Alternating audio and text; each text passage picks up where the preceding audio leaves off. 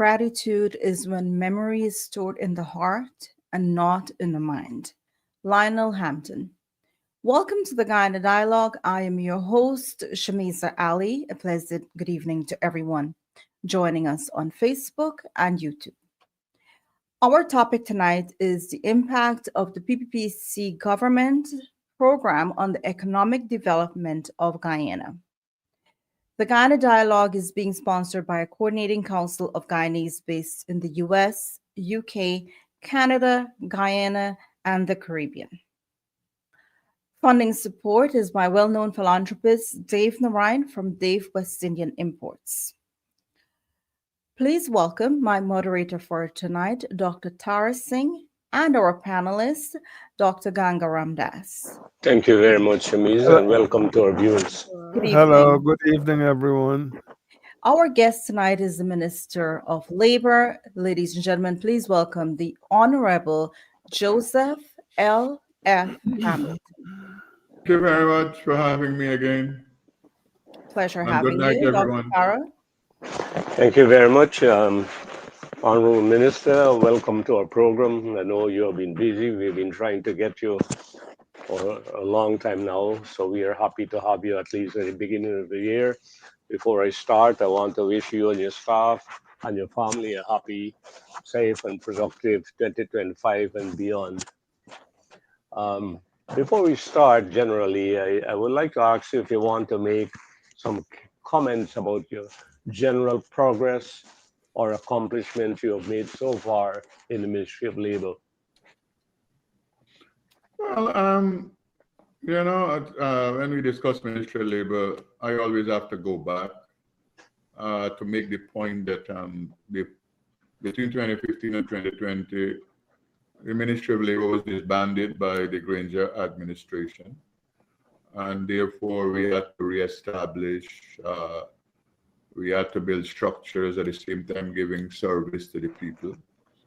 And so the work we have done, it has to be understood in that context, that it wasn't easy work, it was difficult work, and we are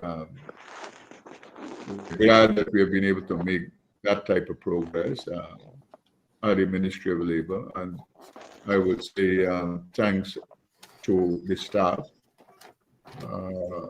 who are instrumental in ensuring that we reestablish the ministry. And my vision of the ministry is to make it the most robust labor ministry in the history of Guyana, and that is what I work towards every day.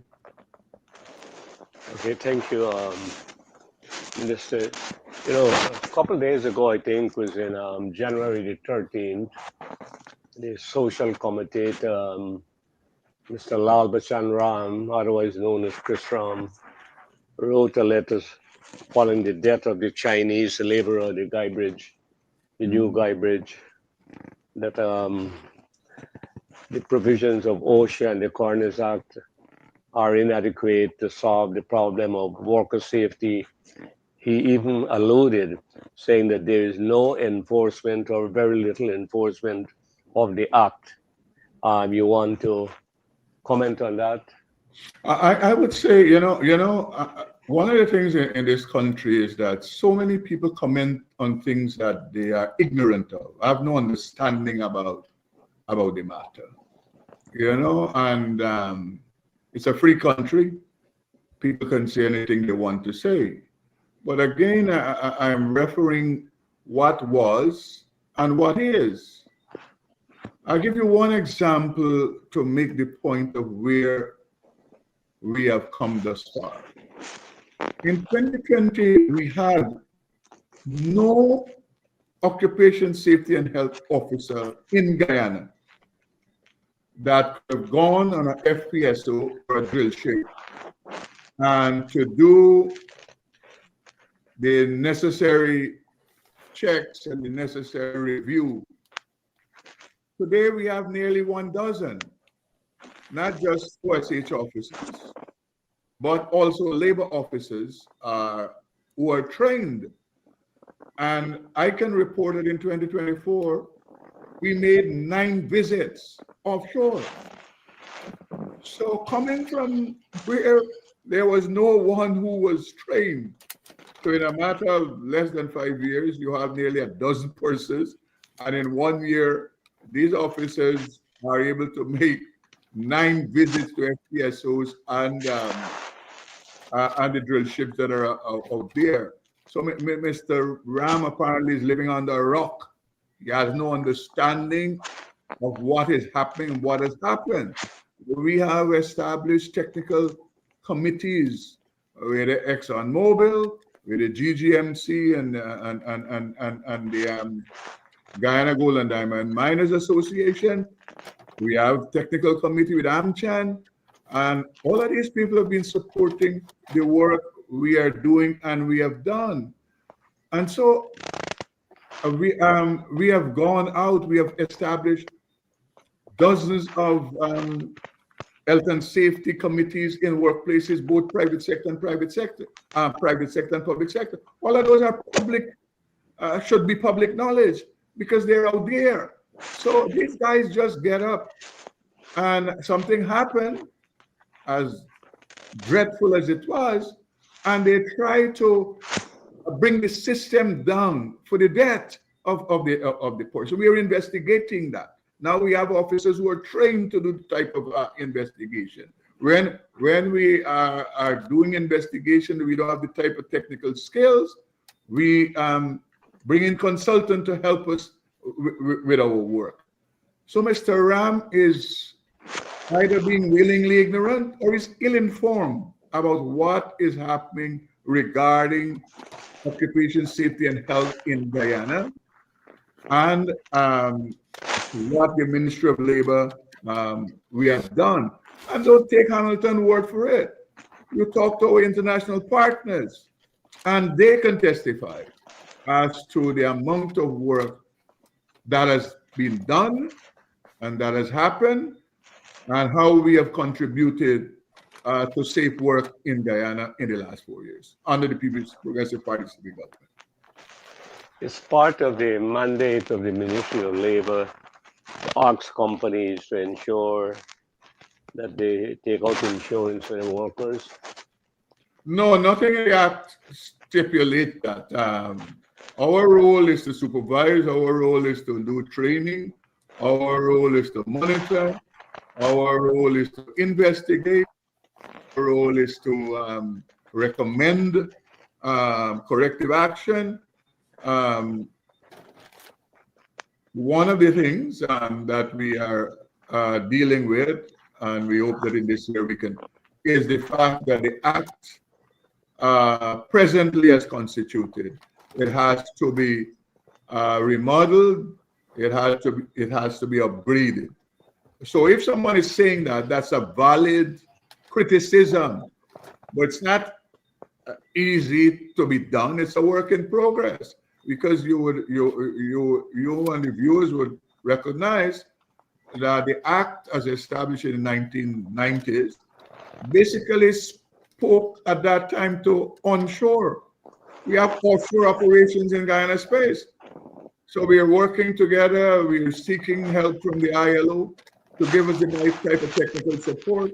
We have engaged the Attorney General Chambers, and we are working to remodel the Occupation Safety and Health Act in Guyana. Okay, but do you think it is a good idea that the National Procurement and the Board Administration should build in as one of the requirements that contractors who are being awarded contracts should also have insurance coverage for the workers? No, but the tender board, all tenders, all national tenders, you have workers' insurance that are included, that the contractor they have to take out for the period of the contract. So it's there. It's there. Yes, all tenders, they have different liability insurances that the contractor they have to take out and they have to submit with their tender documents. Okay, thank you, Minister. Dr. Ganga, our topic is essentially we can talk about training programs, and how the Ministry of Labor is facilitating this working collaboration also with the private sector. Go ahead, Dr. Ganga. Thank you, Tara. Thank you, Honorable Minister, for being with us this evening. I'm trying to pull the pieces together in terms of your charge, because as I survey from the media and so on, uh, things are happening. Things are happening not only in occupational safety and health areas that Dr. Tara referenced. We have inspections and licensing in buildings and structures, and I would add roads to that. And I don't know your mandate, if it extends there or if it's shared with other ministries. And then recently, we had work permits being issued by the Home Affairs Ministry. So it's a little bit confusing in terms of your jurisdiction and their roles versus your role. The traditional roles, I understand somewhat. I learned a little bit. I think it was Mr. Richards from Booker's, old Booker's industrial relations person there, and we learned from your experiences with us on this forum here. So the question is, what's your charge and how it relates to other agencies? Where does it start and where does it end? So the Ministry of Labor, we have total jurisdiction, statutory jurisdiction over occupation safety and health. We collaborate with sister ministries and agencies. Many sister ministries and agencies, they have their own occupational safety and health officers that monitor their activities. We are the supervisory authority. We are the investigative authority in the event you have a workplace accident. And we are the ones who execute training across the spectrum for both private sector and public sector. We're the ones who go into private sector and public sector and have them establish health and safety committees based on what the law says. And so if you check now in private sector, public sector, before 2020, most places weren't even, they didn't even know that they must have health and safety committees. Today, they are very much informed. I will tell you this, even the judiciary, we have held seminar for, and the Chancellor, Chief Justice acting, the registrar, judges, they came to it because what was happening, gentlemen and ladies, for the first time, you had health and safety breaches cases going into the judiciary. And so the judiciary itself wanted to understand and wanted to learn about this matter. And we made available a symposium, training, and lecture for the judiciary. So there's a total change and transformation and a recognition of the importance of occupation safety and health. And we are working together with partners, both at the level of public sector and private sector, to ensure that we are able to protect Guyanese. I would say this, the issue of safety and health in Guyana, it's not just a worker employer matter, it's a national cultural matter that all Guyanese, they have to pay attention to. The media, they have to help us. And therefore, this year we want to do a PR communication strategy that speaks to this matter, even in households, because you would, if you follow the news in the last about a year, for the last year or so, you have had 2-3 explosions of gas cylinders in people's property. So that's something new, and therefore the issue about safety and health is a national matter. We have to change the culture of how we approach this matter, and we are working. We have made a lot of progress in this regard. Today, and I would have said this already, you have in every region except Region 8, health and safety officers. Never existed before 2020. Labor offices in regions never existed the way they are today. In some regions you have two of those. So there's an expansion of the ministry and to execute its mandate.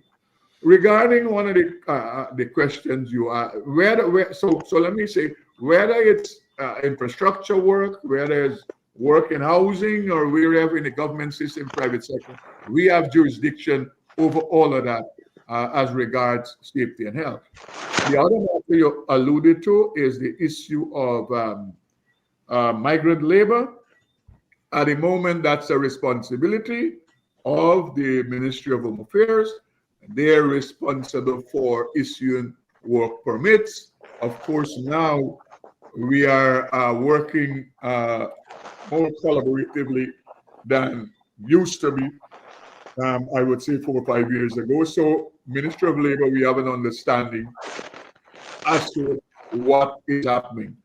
The issue that is being debated and discussed in Guyana now is the expansion of migrant labor coming to Guyana, and people are talking about the type of programs that they have in the US. There's this debate of or discussion of whether it's just for programs, whether it's just for specific contracts and those kinds of things. All of that is being discussed with the private sector and at the level of the Ministry of Labor. So we hope that we can reach a place whereby a migrant labor policy to regulate the influx of migrant labor into Guyana that we believe will happen in large numbers because of the type of work that is being done and must be done. That's a discussion that is happening. The level of the nation, we have to have consensus on this matter, both government and other stakeholders. So those are things that are happening as I speak. Yeah, as your ministry expands and its responsibilities cut across many sectors, do we have data gathering and some central repository where you have this data that you can apply in planning and training needs, identification, and so forth? Well, so recognizing the need at the level of the office president, they engage, the president himself engage expert out of India who's working with us. He works out of the Ministry of Labor, but he helps across the government, who is helping us to develop the type of department that will deal with labor force surveys and forecasting and all of those things. Those are highly technical skill operation. We hope that this year we can put that department together. The department exists just in name or on the books. When I got to the ministry, if I recall, the department that just had 2 persons, and basically they were not trained and able to do the work that is to be done and must be done. So we're developing that. We are moving our system from paper-based to computerized system, and we have done that. We have, if you look at the ministry, the labor department, they now have a labor app where people can go and make reports, and so that we can investigate. At the level of employment and placement, we have an app, the job bank, that we launched since 2023. So we're moving into that place. The question about a registry, we are developing a registry. As I speak to you, we are developing the necessary hardware to ensure that we capture all the necessary data and they're stored in one place across the sector, across the ministry. So all of those things are happening as I speak to you, and that is captured within the wider government framework of digitization across public sector. So we are working together with the NDMA, the National Data Management Authority, to, like other ministries and agencies are, to have a fully established computerized system to service the people of Ghana. Do we have some coordination with the Statistical Bureau in this area? Yes, the Statistical Bureau is very much involved, and from time to time, the Ministry of Labor lean on them as regards information and data that is necessary. But what we have to do and we're working towards is where the Ministry of Labor must have a statistical department that is staffed with people who got a technical capacity to do the necessary work that must be done regularly. The Statistical Bureau, they have their own function. Whilst you can get labor stats from the Statistical Bureau, the Ministry of Labor Stats Department will function differently. It would have to be a current matter. The Stats Bureau deals with statistics, I think, every decade or that kind of thing. So we want information readily that we can plan and forecast, and it has a bearing, as you would know, on training needs. What you really need, how much of what in 2 years, 5 years, 10 years, so you can forecast, and that would impact education delivery in Guyana. Okay, Minister, what's your, I know in the past ILO used to do surveys, the labor force survey. Did they do any recently in Guyana? Yes, they did one in conjunction with us in the oil and gas. So we have data that speaks to employment, present and future employment, the types that will be needed in the oil and gas sector. That was done last year or year before last by the ILO, and so we have some information from that. We had the IOM, International Organization of Migration. They did also a study in conjunction with us in the construction sector. So we have some data regarding that. And not so long ago, this Center for Business, oh Lord, I always forget, the Center for Business Development, I think is the name. They did some extensive work regarding the needs, Guyana present need and future needs. And they're all different type of numbers that are coming up about the amount of people we would need to add to the system, based on the program the government has set out for the development. So the Center for Business Development, is that a local company or a foreign company?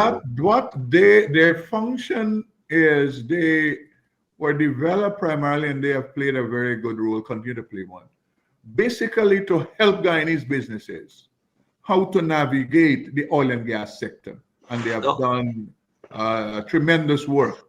So all the Guyanese company who are able to satisfy local content and all of those things, the Center for Business Development had a lot to do with it as regards their involvement in oil and gas. They have done a lot of work with Guyanese companies also, and they have been working in conjunction with us from the occupation safety and health side, because companies that are buying contracts in the oil and gas, they have to be up to the standard and level as regards safety and health before they can even be considered to participate in tendering for certain programs. Yeah, what I was asking if the Center for Business Development is a foreign or a local company. It's a local organization. The staffing are local. I think they might have been supported or continue to be supported by companies that are in oil and gas. It's not a government agency. You have a rough idea what might be the unemployment rate in Guyana now? Well, the thing is, look, I like to make this point, and I repeat, we don't have a rough idea, but I've seen a lot of figures. I'm sure the census will put forward some figures. But the question is, unemployment in Guyana, I would say that the numbers are not real, whatever number, because the opposite side of that, you have hundreds and thousands of vacancies that exist. And if you go, I just use the construction sector. They will tell you how they are, a lot of instances, their projects are behind time because they have a difficulty getting staff. If you go into the hospitality area, the same thing. So is it that we have unemployment, or the unemployment figures are driven by people refusing to be employed? That's the way I say it. So from my standpoint, it's not real unemployment, because we have more jobs available for people than whatever the unemployment figures will throw. But we have a cultural matter that we have to address more so with young males in the society. That's a fundamental issue. Whether in the urban areas or whether in the rural areas. I think that there may be thousands of vacancies, but these people who are unemployed, they lack the requisite skills. That will be a skill mismatch situation. Yes, they have a lot of skills mismatch, but then they have a lot of persons who, for whatever reason, they don't think working is a good thing. And I mean, it's a sad thing to say, but that's the reality of the situation. Yeah, agreed. So I know the last employment figures that I saw, they put on employment, I think around 12%, but that was some time ago. Based on what you're saying, it's very likely that might have reduced to more than half, more than 50%. Yes, I would want to say so. And it can be reduced further if people take up the jobs that are available all over the place. All right, let's go specifically to the training programs that you offer. Your ministry under the Board of Industrial Training offers a lot of skills training. And I know the Ministry of Education, they have the Tibet program, which is separate from you. But you coordinate between the BIT and the Tibet program. Is there any coordination? Yes, we have coordination. For that matter, the CEO of the Board of Industrial Training is a member of the Tibet Council. Okay? But also we have relationship with the Ministry of Education and their technical program that they're doing. The Deputy Chief Education Officer, Dr. Tularam. We continue to engage regularly. We discuss technical vocational education and training, and how we have to dispense education differently in Guyana.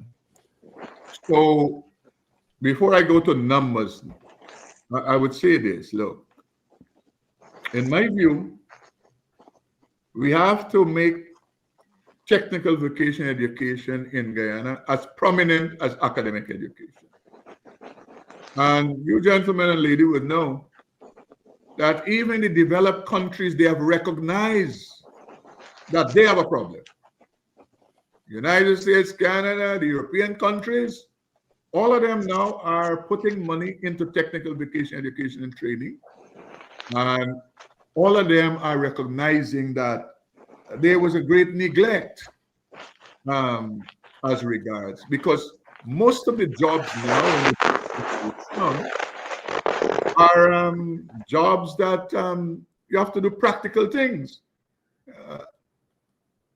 So whilst we discuss and we do training, we have to talk about how we remodel education delivery in Guyana, and how from nursery school, primary school, the child that has technical aptitude, how do we nurture them from that age and in education?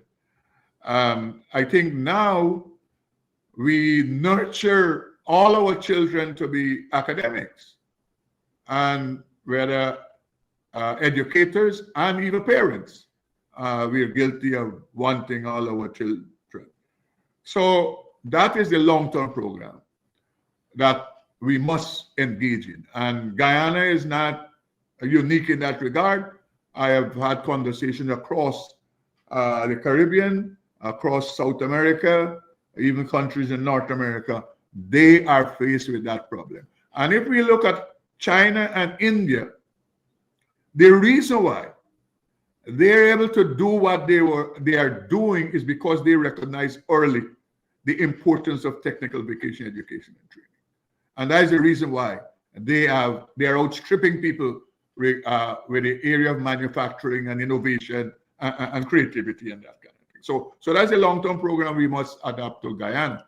Now, the present situation, we're catching up to fill the labor market of certain of skill sets that are needed, because you would recognize when you're building 500 houses per year, you might need only this amount that you have. But when you're discussing, I want to build 3,000 houses per year, you don't have enough technical persons, whether electricians, plumbers, tilers, masons, carpenters. And so we have to fast track, like we are doing, training of people to fill those gaps that exist. Important to all of that is bringing women into the training of these areas that women were shut out from. And I can tell you that the Board of Industrial Training, in the 4-year period going on 5-year, we have trained 12,742 persons, of which 60% are females. And that's a change that is happening in Guyana in different areas, whether they have a duty equipment operator, whether electrical installation, AC technician, welding and fabrication. So women are now coming into the type of training to participate in the type of employment, and that's a good thing that is happening. That is helping with the technical skill sets that we need across the country. I want to say this: a couple of things that will happen this year for the public. One, we have a program that will start very shortly, where it is funded by the World Bank. BIT will execute it, supervised by the GEA, where we will be training 20 females, 2 from each region, at the highest level as solar PV technicians, so that they can become trainers to go back to be trainers in their regions. The other important thing, a couple of weeks from now, we have the G Mining Reunion gold mines that is establishing one of the largest gold mines in Guyana.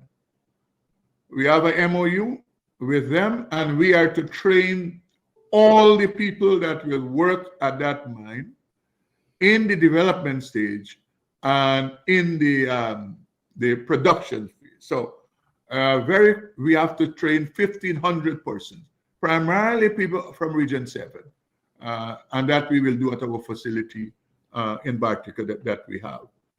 So we have programs also with the Basic Need Trust Fund that we're executing. We have program that we're collaborating with the WIRI program funded by the USAID. So all of those things have started, and they will pick up steam during the year to fill these gaps that exist. And that has nothing, what I'm talking about has nothing to do with the Ministry of Education and their technical institute as they execute technical programs. I'm talking specifically about the Board of Industrial Training activity. We hope that we will be able to train 4,000 persons in 2025. So that was a very good. Hold on, Dr. Gang. Okay. The gold mining company, you see the new gold mining, what's the name of it? So it's the mine site is Oku Mines. It was owned by Reunion Gold Mines. Now they're partnering with another Canadian company, I think it's named G Mining, if I remember. So we are to train all the people that will work at that mine site in the development stage and also in the production stage. And that is, we're talking about heavy-duty equipment operators, welders and fabricators, electrical installation people, and all of those. Importantly, in the area of hospitality and all of those things. Okay, Dr. Gang. Yes, I think you made a very important distinction in terms of the Board of Industrial Training activities. So while we recognize that investment for economic development in terms of education and skills are needed, one of the worrisome thing I have is about your ministry being spread too thinly, because it looks like you need about organizational chart with about 6 or 7 branches. So there is the job, and there's a job, the conceptualization of jobs needed across all sectors. And then there is the environment of the job. And I think occupational health and safety and those other intangibles fall on your shoulders squarely, the environment of the job. So we have to separate these things to understand how the responsibilities for training are spread out across the various ministries. Otherwise, they're going to work you to the bone. No, the thing is, my friend, look, I say to people regularly, a minister work is 24/7, right? You have to be working all the time. And importantly, you have to be able to be out there because you are responsible, right? And all the ministers, not just myself, you would see them energetically out there because we want to be sure that when people say this has been done, we know it has been done. The worst place a minister can find himself is where they are vouching for something that has not happened. And therefore, all of us, we try our best to ensure we're always out there. So now, Doc, we have established these offices across the country. So we have labor officers, OSH offices, co-op offices, recruitment offices, and bid offices. They are in all the regions. In some regions, you have two offices. So the staffing is increasing. The staff is they're being trained more than ever. The type of training that they're exposed to never happened in the Ministry of Labor in Guyana. And earlier I spoke to where we have people who are competent now in oil and gas to go and inspect FPSOs and drill ships, not just OSH officers, but trained labor officers. We have to move now to this place where we specialize people in different areas. So whether in mining, construction, important sector, Dr. Tara and team, that no attention was never paid to. Now we're paying attention to is the agricultural sector as regards safety and health. I can tell you now, these young officers are in the back dams. They're along there engaging rice farmers, engaging rice mills. Never before happened in this country. On ATVs, young ladies, young men on tractors going into the areas to teach people, to share flyers and to have seminars and so with persons. So my idea is to have these officers specialize in areas because we need specialists in different areas, different sectors. And we're working to ensure that can happen. And just to say that, to make it happen, we are facilitating the training. That is, the government is paying for this. All the training that I have spoken to as regards officers in the ministry, not one of them had to go in their pocket and pay for it. It was paid for by the ministry vis-a-vis the government of Guyana. The bid training, 12,700, all of those persons, not one of them had to go in their pocket and pay for the training. And in the case of this training, we go beyond training. We make available all the items that is used in training. And for many of the programs, when the graduate are leaving, they have a toolkit to go establish themselves, whether to work with somebody or whether to set up their own business. So all of that is happening, paid for by the government. Let me just ask a quick question there, Minister. You said 12,742 you trained so far. In 4 years. Yeah, 60% of females. Yes. Can you say what proportion do get gainful employment after graduating from the training? Okay, we do, Dr. Tara, trace a study. And the last report, if I remember coming in, indicate that 75% of the persons were meaningfully employed. The other percentage, I can't remember now, that are continuing studying. And so there's information in this regard because for us, it's not just training for the sake of training. We are training people, making them employable to be employed. And therefore, yes, we have information that speaks to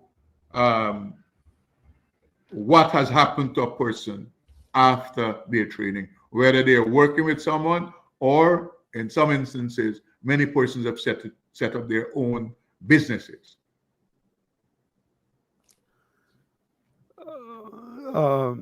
You covered. Hold on, Dr. Okay. 43 young people were admitted to the Portland Training Center for the oil and gas sector. Is your ministry responsible for that training or Exxon? No, that is a as they call it, the Greater Guyana Initiative, supervised by Dr. Sankat. But we do collaborate, we do cooperate. Myself and him, we are in conversations regularly when we reach out. At the level of the Gaisuko Training Center, we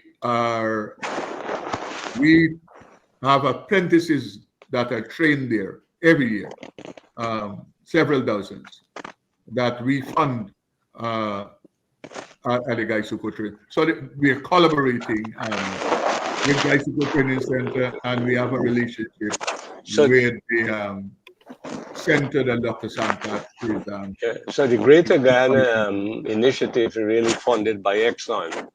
Yes, through what they call the Greater Guyana Initiative. Yeah. Okay, all right. Thank Dr. Dana. Oh.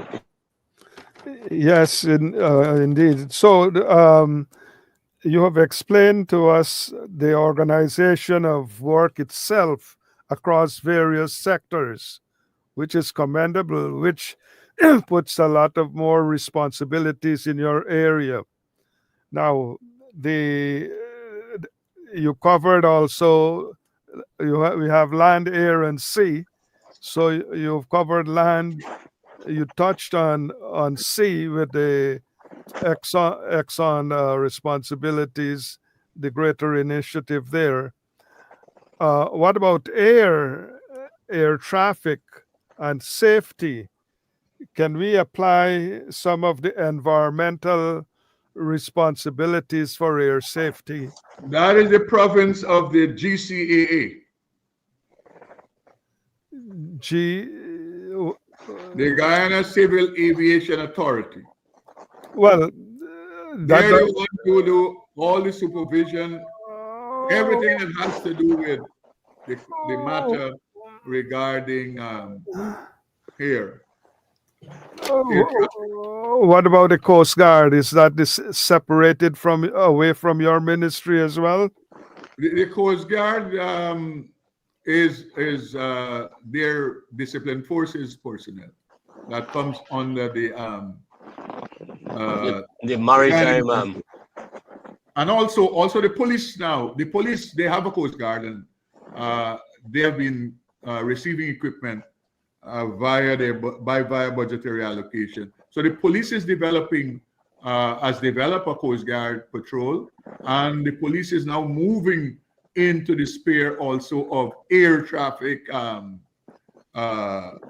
control. So all of that is happening as I speak. And that's separate and apart from your ministry, right? Yes. Now, there's a large sector, the services sector, and that could be, let's start with transportation services. How does your ministry interface with transportation services? Well,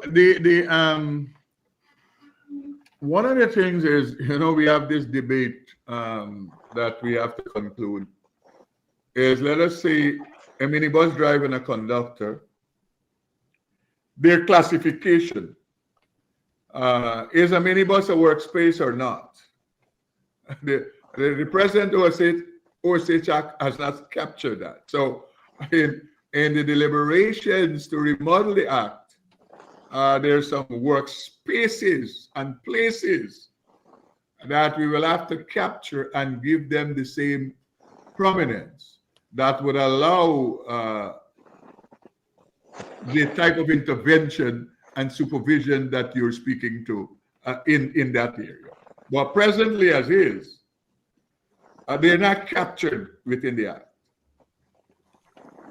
What about the wholesale and retail distributive trade sector? Does your... Yes, the ministry at the level of OSH and all of those workspaces, OSH and labor, they do supervise and they do visits and they interact. But I would say to you, because of the explosion of the trade, we can't keep up enough with officers that are needed. And so we have to continue to bring in more people and train more people to do that work. So the work now is more than what it was 5 years ago, 10 years ago. The retail trade, the services sector, all of those sectors are exploding as regards development. So you need about 4x of your brain power to do all of this work. Well, the point is, I would say this. Look, it's a work in progress, and we are making a lot of progress.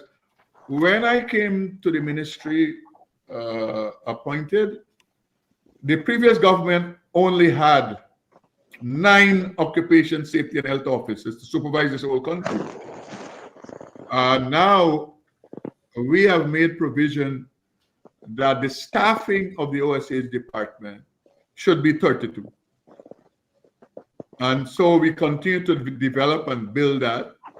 One of the problems we have, though, but I don't shed tears about it, is some people that we train, they end up in greener pastures, as they call it.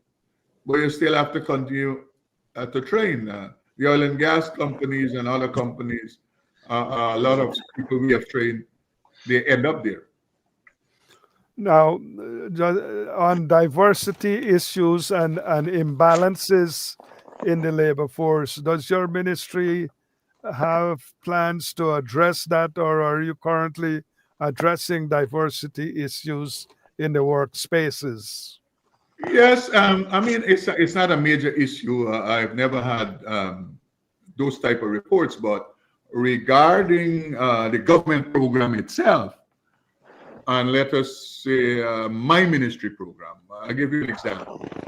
Under the previous government, BIT was just a centralized, I would say, a coastal operation.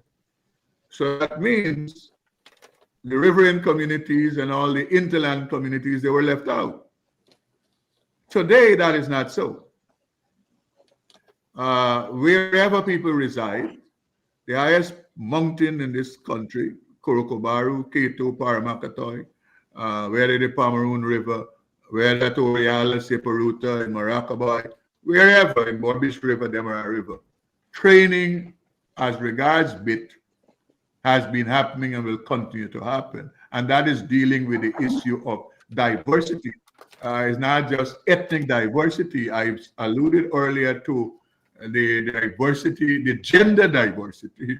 And that's why I am proud to make the point that of the 12,742 persons that were trained by BIT, 60% are females who are now trained in what we call hard skills area. So yes, the program, and not just the Ministry of Labor, across all the ministries, the same opportunities that you have on the coast, the government is making available to every citizen, regardless where they reside. Dr. Delga, make your last point, please. Yeah, I was wondering about the role of the University of Guyana in terms of the Ministry of Labor and managerial training that are needed under your ministry. What plans are there? So we have had conversation with the University of Guyana. For me, there are 2 important things the University of Guyana has to consider. Some of the programs they're doing, and some of the programs people are trained and receiving degrees in them, they're professions that are already out of style, and many of them will go out of style. So we have to pay attention to what the labor force needs are currently. And you all live in North America. You know that's a conversation that has been happening across there. Where companies are now saying, when people come to me, top companies, we don't pay attention so much to their certificate that they have. We pay attention to the aptitude and to whether they can do the work. And so that is one issue. I spoke to you earlier about the program that was done in oil and gas as to the future jobs and what are the jobs, prominent jobs, 11 of them. The 11 jobs, many of them are not professions people are being taught at the University of Guyana. And so the landscape is changing, and education delivery has to change to deal with the landscape, or they will have a lot of frustrated persons. And I've seen that frustration. Many young people, by the dozen, they go on social media and they indicate they graduated 2 years ago and whatever, and they cannot get a job. So we have to balance training at all levels to our workforce needs for now and for the future. Thank you. Just one last. Did you hire the economist? The last meeting we had, you said you were looking for an economist. Did you hire we have who is helping us, as I said, the professor out of India to develop this to develop the statistical department that is needed, integral to the ministry and to the development of Guyana, that we can properly make assessment and we can properly make forecasts and we can properly advise the government of training needs and the landscape that is changing as regard labor needs. Okay, Minister, one final is a point I want to make. After you train these workers, they go out and work. After a year or 2 years, would you call them in to talk about the experience? What are the challenges? How they work to improve that? Or do you think there's a good idea to find out whether they're training? Yes, Dr. Tara, just to say, we have been doing the that. requisite skills. We have been doing that, but we have to do more of it. We have been doing that with our past trainees, but we have to do more of that so we can have more information and better information regarding the matter. Okay. Well, let me say quickly, the final matter that, and I've said to the private sector, is inward migration between regions. Because one of the issues you have, private sector might need this type of staff to work in region 4 or 3, and you might have them in region 1. So I've said to private sector, they have to consider all the projects, they have to consider housing so that you can move people in the country from region to region. And that is something that needs to be done even before we discuss bringing in migrant labor. Because a lot of things in different regions you look for, the skill might be in another region. And we can point the private sector to those persons because we have trained them and we are in contact with them. Mm-hmm. Thank you. Minister Shamiza, you have any questions? We do, Dr. Tara. Thank you. Go ahead. This question is from Mr. Jailal. His question is the government prepared to import laborers from overseas to fill vacancies? For example, in construction, if yes, how many, when, and sourced from where? Okay, just to make this point, there has always been migrant labor coming to Guyana, but the methodology now is it is done through the Ministry of Home Affairs. It is done through the company that needs this labor. So a company goes to the Ministry of Home Affairs and says, we short of, I'll give you the example of the Indian company that's doing the overroad. They needed truck drivers. And they go make that case, and I think 26 or 46 truck drivers were allowed. Those persons, when they come, they're attached for the period to the company that made representation for them. The minister last week at his press conference, I think he gave a number. The amount of work permits they gave, I'm sure is, I think 12 or 13,000 over the last year. So the issue about migrant labor, migrants have always been coming to Guyana and they're working, but they come via the request of companies. What the discussion now is to improve and add to that methodology, whereby you might do bilaterals, country to country, whereby you might do programs like you have the U.S. The farm program, those kinds of discussion. The question of from where, that is not a settled matter. CARICOM is having conversation, and all the labor ministers in CARICOM, when we meet, they raise the issue about their people coming to Guyana, South American countries, Central American countries. So whenever the decision is made, I don't know that it will be from one location or one specific location. It will be, I suspect, based on the needs of the skill set and where you can source them from. Thank you very much. And that concludes our program. I would like to take this opportunity to thank our Honorable Minister for taking the time to be here this evening. To our panel, Dr. Gangaran, Dr. Tara, thank you very much. And to all our viewers, thank you so much for taking the time to be here this evening. Until next time, I am your host, Shamiza Ali, and this is the Guyana Dialogue. Good evening, everyone. Thank you, very much. everybody. Have a nice evening.